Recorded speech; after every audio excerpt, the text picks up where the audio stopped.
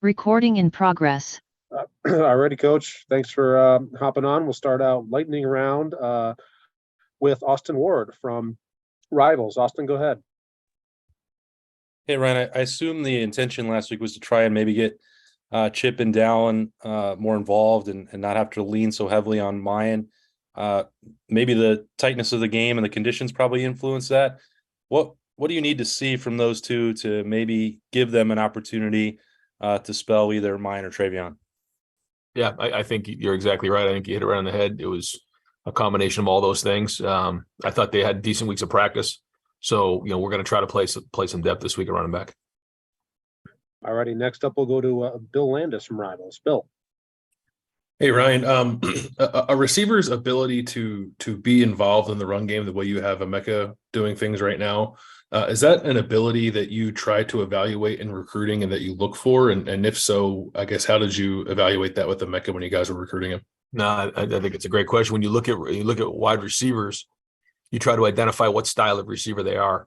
And you kind of have the shorter, built low to the ground, Tyreek Hill types. Then you have the kind of the leaner, probably like a Chris Olave type. Then you kind of have one in between like Garrett. Then you have kind of the bigger, stronger, thicker ones like Egbuka is and Julian. And then you kind of have the taller guy, more maybe like Marvin. So there's a lot of different styles, and each of them carry a different skill set to the table. And I think one thing that we recognized with Egbuka first off was his strength and his power and his size, that he was going to be able to do some things that other guys can't do. And one of the things that Egbuka brings to the table beyond his athleticism, his power, his ability to run, and his versatility is his strength.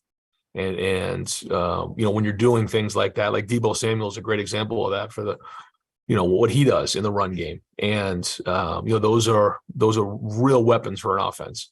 And Egbuka's shown that he can do that, and he's been durable and reliable. And I think that's a huge thing. And he's been a warrior for us this year. All righty. Next up, Dan Hope, 11 Warriors. Ryan, you've mentioned a couple times the difficulty of snapping the ball in the win last week. So how impressed were you with Mason and Jesse and how they handled that in the punting and kicking game? We knew it was going to be a challenge. I didn't know it would be that much of a challenge, but they handled it well. They did a good job. And there's days where, we know that they're going to have to be on their A game, and you only get one shot to get it right.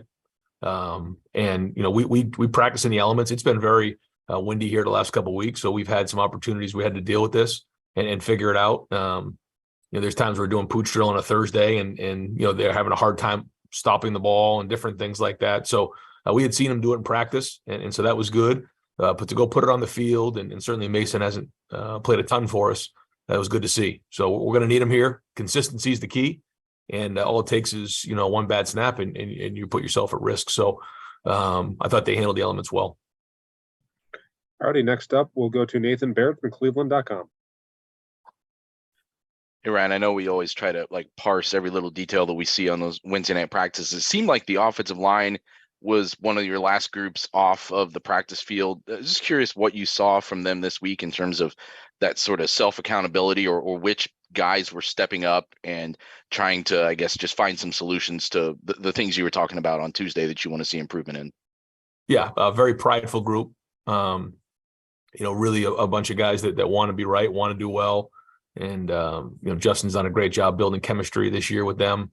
And, they're working hard. They are. Nobody wants to play better than they are. I thought they had a good day yesterday, especially the second half of practice. So that was really encouraging. But they got to go put it on the field, and that's everybody. It's not just them. And I think everybody wants to be playing their best football right now.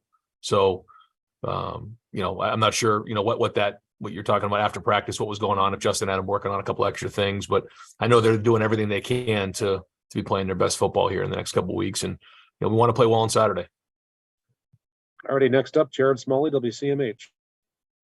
Ryan, two things for you. We talked to Marvin last night. First of all, have you or your staff ever had to go in to the Woody Hayes Center and kick him out and get him to just go home at some point?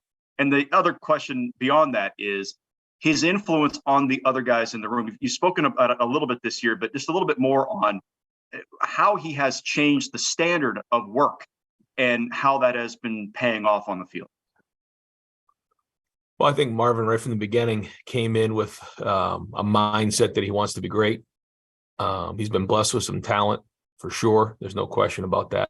But his discipline and skill and work ethic has allowed him an opportunity to, see the way he's playing right now and be one of the better receivers in the country. But Marvin doesn't say a whole bunch, and maybe as he plays more and more and gets older, he'll start to speak up a little more because he deserves it. He deserves the right to do that. But he just goes to work.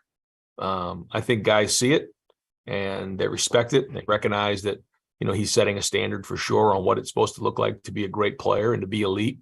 But I also think Emeka's done the same thing. I think I mentioned it in the radio show today that, Garrett Wilson gave a interview at one point and talked about how when those two guys came into the room, it challenged him to work harder and to look at how he was approaching his day-to-day operations and routines. So I think they've done a great job of that. They hold themselves to a high standard, and they're continuing to now build that for others. And so that that's the ultimate sign of leadership. So a lot of good there. And that room's strong. All righty, let's go next to Stephen Means, Cleveland.com. Brian, a little more, Emeka. I know that everybody in that room is learning all the positions, but what you actually put them in on game day is a little different. Yep. Whether it's him, whether it's Garrett, these guys who have moved around in that room and played different positions on game day, what are you trying to explore with these different skill sets that guys like Garrett and Emeka have that allow them to kind of move around from H and Z? Yeah, I think you try to decide early on where you want guys to start, and then you go from there. I think we felt like, Marvin was going to be our X. He's a bigger, longer guy who can win one-on-one situations. We felt like Emeka really was probably our most versatile guy. He could play on the outside for sure. You've seen him do that. He also can play inside. We felt like Jackson would be our slot this year. Did a great job last year. He's quick in short areas, and then we felt like Julian, was strong on the outside, could play on the inside if we needed him to. And so, you have a starting spot or a starting place, and then you kind of build from there. You try to get your best, 2 or 3 guys on the field. And if you're just stuck at one position, then you're not able to get on the field if something were to happen in terms of injuries or personnel grouping. So the more those guys can learn, the more they can play. Right. We'll go next to Tim May from Lettermen Row. Tim. Yeah, thanks. Thanks, Michael. I was wondering, Ryan, I would think you guys drilled big time this week on 3rd and short, both for the offensive side and the defensive side. And when they go against each other, what leaves you more with a smile on your face, if you follow my drift? I mean, if your defense is successful, you're worried about your offense and vice versa. But as the head coach, I guess, what did you see this week, and what makes you feel good about going into Saturday in that regard? I think, we worked hard on a lot of things, and certainly that's something we always work hard on, and we'll continue to do that. But when the offense goes against the defense in those type of situations, the thing you're looking for is, the one-on-one situations in terms of, who's winning the one-on-one battles, because ultimately that's what it comes down to.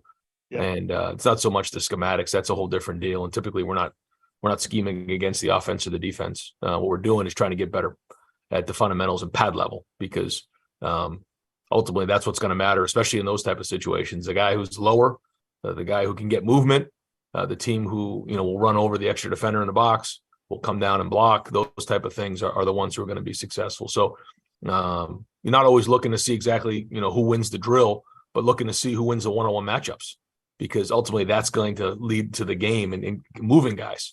And there was a point in the game where I didn't think we did that. So we got to get our pads lower and we got to move people. And so that's what we focus on more than anything.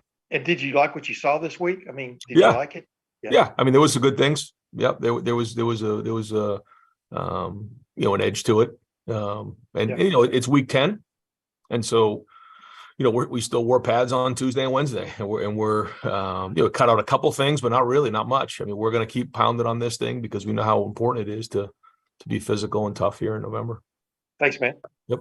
Already got time for just a couple more. We'll go to Joey Kaufman, Columbus. Ryan, a follow-up on Emeka. What do you see as his best attribute, skill set as a pass catcher, somebody who can make plays for you guys in the vertical passing game? I think that's probably what makes him unique, is that there isn't maybe just one thing.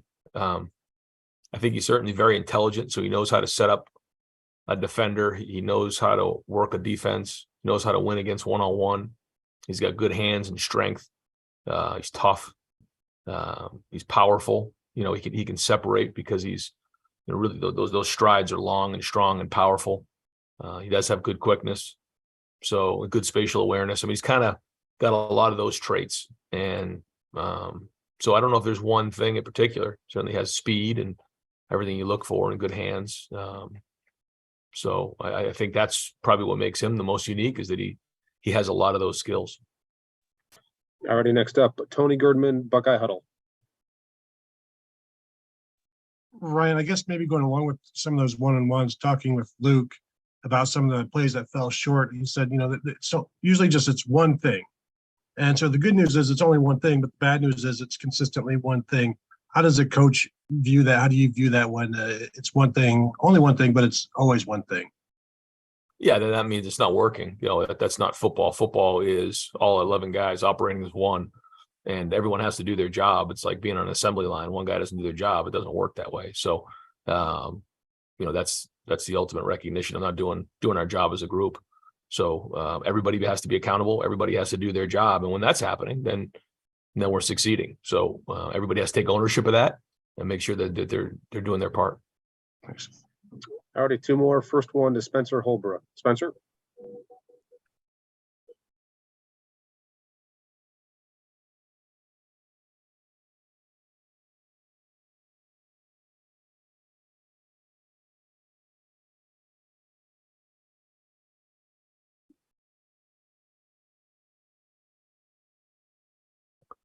I don't think it really matters right now, like what on schedule, on not on schedule. What matters is, do we reach our goals? So, there's no use in looking back right now or looking anywhere other than at Indiana and where we need to be, and trying to identify the issues that we're going to need to go reach our goals. That's where we're at. There's things that have happened. I think that we've grown. We've learned the defense. We've built confidence in the defense. I think our coaches have a better feel for our personnel and what they can and can't do. And so just trying to project out what that's going to look like here over the next few games. And that's where it's at, because, we know that we're graded and ultimately evaluated based on what happens here in November. All righty. And last question, Bill Rabinowitz, Columbus Dispatch. All right. You haven't needed to use Jesse Merkel a lot, which is always good for a team, but he's been quite effective. What stands out to him, or stands out about his performance this year? He's only had 5 touchbacks, only 5 kicks returned at all. How important has he been? Jesse, you're talking about? Jesse Merkel, yeah. Yeah. Well, in the tighter games, he becomes more and more of a weapon for us. Like you said, a great day for Jesse is when he goes out there once or twice and we win big. But when it's a close game, it's a matchup game, it becomes a field position game. Those punts become really important. And we've been in games already this year. We've had to do that. We've had to play field position, and when you can gain those 10, 20, 30 yards on a punt, and Jesse's done a nice job, but it's also been our punt team, the gunners, the operation, the protection.